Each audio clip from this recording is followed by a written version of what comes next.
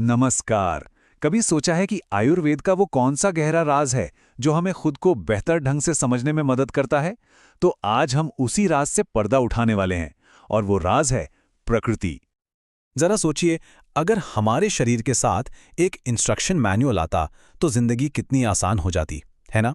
एक ऐसी गाइड जो हमें बताए कि हमारे लिए क्या खाना सही है, हमें कैसी जिंदगी जीनी चाहिए।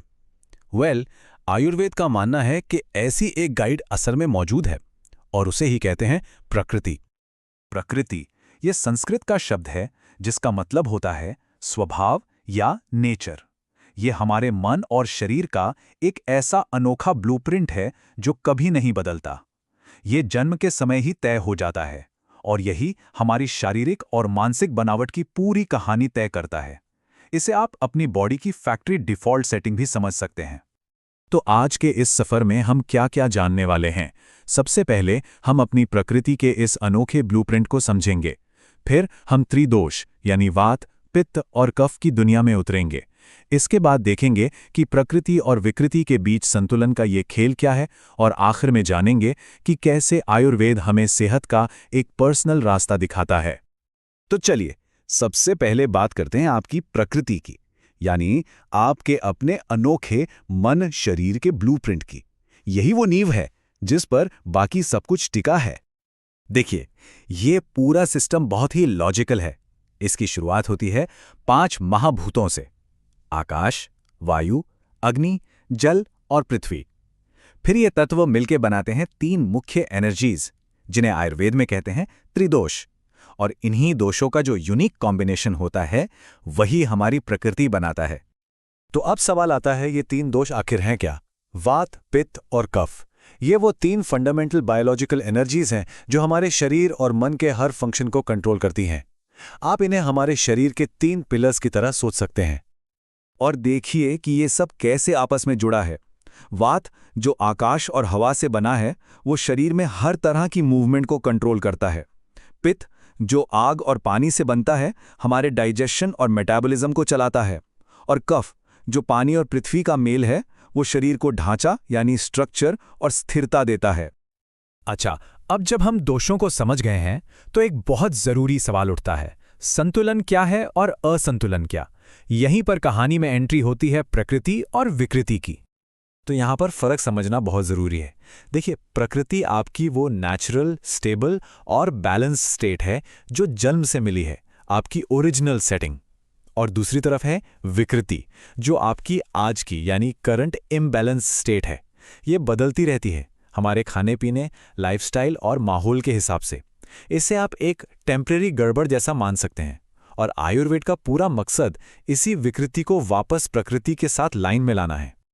तो इन्हीं दोषों में से कौन सा दोष हावी है, इसी से तय होता है कि किसी इंसान का शारीरिक और मानसिक प्रकार क्या होगा।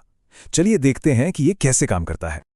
ऐसा बहुत कम होता है कि किसी में सिर्फ एक ही दोष प्रमुख हो। ज्यादातर लोग ड्यूअल दोष वाले होते हैं, जैसे वात पित्त या पित्त कफ।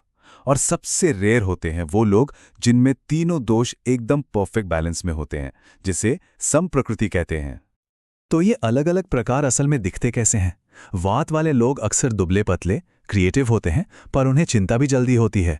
पित्त वाले लोग मीडियम बिल्ड के, इंटेलिजेंट और एम्बिशियस होते हैं, लेकिन उन्हें गुस्सा भी तेजी से आ सकता है। और जो कफ प्रकृति के लोग हैं वो मजबूत और शांत स्वभाव के होते हैं, पर उनमें आलस का झुकाव हो सकता है। क्या इनमें से किसी में आपको अपनी झलक दिखी? शरीर के साथ साथ आयुर्वेद मन के 3 गुणों की भी बात करता है।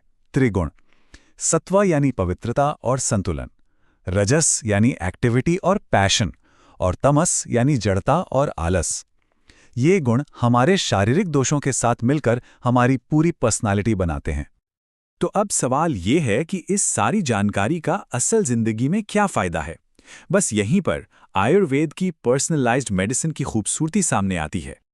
अपनी प्रकृति को जानना एक तरह से अपनी सेहत का भविष्य जानने जैसा है। जैसे वात टाइप के लोगों को जोड़ों में दर्द या नर्व से जुड़ी समस्याएं होने की संभावना ज्यादा होती है, तो उनके लिए रणनीति है ग्राउंडिंग, यानी गर्म खाना और एक फिक्स्ड रूटीन।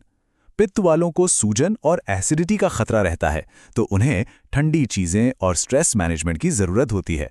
और कफ वालों को मोटापा या डायबिटीज से बचने के लिए एक्सरसाइज और हल्का खाना चाहिए। ये है असली पर्सनलाइज्ड हेल्थ केयर।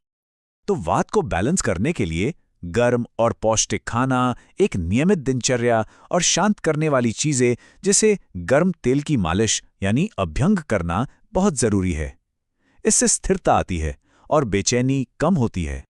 वहीं पित्त वालों के लिए अपनी अंदर की आग को शांत रखना जरूरी है, मतलब ठंडा और कम मसालेदार खाना, ज्यादा गर्मी से बचना और रिलैक्स करना, आराम और फुर्सत के पल निकालना उनके लिए बहुत मायने रखता है। और कफ को संतुलित करने के लिए चीजों को चलायमान रखना पड़ता है। हल्का, गरम और मसालेदार खाना खाएं, रोजाना अच्छी खासी एक्सरसाइज करें और कुछ नया और रोमांचक करते रहें। भारी भरकम खाना और दिन में सोना उनके लिए ठीक नहीं है। और हाँ, ये मत सोचिए कि ये सब सिर्फ पुरानी बातें हैं। मॉडर्न साइंस भी अब इस पर मुहर लगा रही है।